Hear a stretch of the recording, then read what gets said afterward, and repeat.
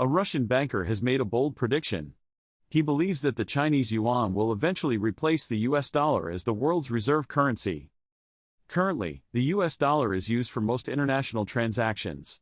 However, the Chinese yuan has been gaining popularity in recent years, with more and more countries beginning to use the currency for trade. China's economic growth has played a significant role in the rising popularity of the yuan. The country is now the world's second-largest economy and is expected to continue growing in the coming years. Meanwhile, the U.S. economy has faced challenges in recent years, including high levels of debt and political instability. These challenges have led some experts to question whether the U.S. can maintain its status as the world's reserve currency. The end of the war in Europe. Since the end of the Second World War, the United States has been the world's superpower. And the strength of the US dollar as the dominant international currency plays a key role in its influence on the global stage. Despite constant predictions of the dollar's demise, nearly 60% of the world's central bank's foreign exchange reserves, the money to cover unexpected financial emergencies, are invested in dollar-denominated assets. The share of the US dollar as a global payments currency is more than 40%. While its share of international debt and loans are over 60% and 50% respectively. Besides being the go-to currency for international financial transactions, commodities such as oil are also bought and sold in US dollars. The dominance of the dollar in transactions extend to the US banking system too, which is in turn influenced by America's fiscal and monetary policies. And while that may seem like good news to Americans, it's bad news for much of the rest of the world. Eswar Prasad is an economist at the Brookings Institution and a professor at Cornell University. He's written about the enduring dominance of the US dollar. So here is the paradox. The rest of the world despises how dominant the dollar is, yet they go to the US dollar because there really isn't much of an alternative. This is why the US dollar is often referred to as the cleanest shirt in the currency laundry basket. Its attractiveness is due to a number of factors, including the size of the US economy and its reserve currency status among the world's central banks, and that it's ultimately proved to be a reliable source of economic growth.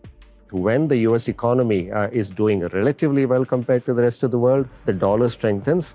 But there is an additional feature. Money flows into the US dollar because that's seen as the safest currency to put money in during troubled times. So all of this is ultimately going to entrench the dollar's dominance even further. That is certainly a serious problem for low-income countries that have high levels of foreign debt, especially dollar-denominated debt. Developing nations are increasingly reliant on the US dollar for borrowing and trade, which can have serious implications domestically, especially during times of turmoil.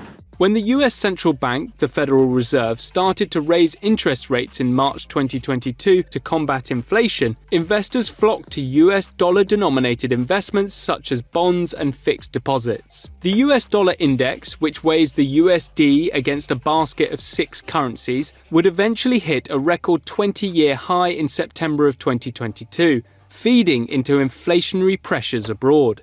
Many low-income countries that borrowed in dollars to import necessities like food and oil soon got into difficulty. Average consumer prices globally grew by nearly 9%, and in the case of Sri Lanka, it registered a 50 percentage point increase. As prices increased, the dollar reserves held by these countries began to run dangerously low. Depleting reserves contributed to the worst economic crisis in Sri Lanka's history, and the resignation of the country's president. Ghana and Egypt also faced rising food prices and a flight of foreign investment out of the country. And Pakistan was struggling to pay back its loans when the rupee hit a record low against the dollar. In other parts of Asia, the strength of the dollar also brought back painful memories of the financial crisis in 1997, when Thailand's central bank ran out of US dollars, which spooked investors. The chaos quickly spread to South Korea, Indonesia, and other countries in the region. Many countries outside the US borrow in dollars because foreign investors don't have confidence in their currency. This means that when the value of the dollar strengthens, it becomes more expensive to pay back debts out of local currency revenues. While a strong dollar does mean that European and Asian exporters have an edge over domestic producers in America, it doesn't cover the higher cost of borrowing the dollar. On the other side, you might think a strong dollar is benefiting the US, especially in terms of imported goods being cheaper. But it turns out that the US does not import that much, so much of the world suffers from a very strong dollar, while on the flip side, the benefits of a US dollar are small and transient. And then there's this sort of vicious cycle for these emerging markets whereby they need the dollars, but at the same time, it's just exacerbating the problem by depreciating all these emerging markets' currencies. Yeah, so there's a vicious cycle. Johanna Chua is the chief Asia economist for American investment bank Citigroup. A lot of solvency risks is triggered by a liquidity risk. So when you strengthen the dollar, you actually erode the purchasing power, the buyer's purchasing power of a lot of the other countries whose currencies are depreciating. But it's also the dominant currency for global funding. And to the extent that a lot of countries, particularly emerging market countries, they finance themselves in dollar, you essentially make the cost of dollar borrowing more expensive. Some economists also believe that a stronger dollar has allowed America's global GDP and trading power to go above and beyond the levels it would otherwise have reached. This has led to a growing resentment over the dollar's dominance and led to many countries looking for alternatives. But we are beginning to see countries trying to break free from the grip of the dollar. And so China has set up the CIPS, the cross-border interbank payment system, which could in principle allow China to start conducting payment transactions with other countries, including rivals of the US, such as Russia, but also potentially allies of the US, such as the European countries, who are also frustrated about dollar dominance. Quite remarkably in China, if you look at the amount of goods trade denominated in renminbi, it actually went up quite a bit. And this is in a backdrop where the dollar was strengthening and, renminbi, for the most part, actually depreciated. And yet, there's a greater share of trade settlement. There's still some institutional deficiencies in terms of investor protections in China, given what we've seen with what happened with tech and property sectors. But I think that's the direction China will want to go, to put renminbi forward as an alternative. There are clear signs, however, that the US's economic dominance has shrunk,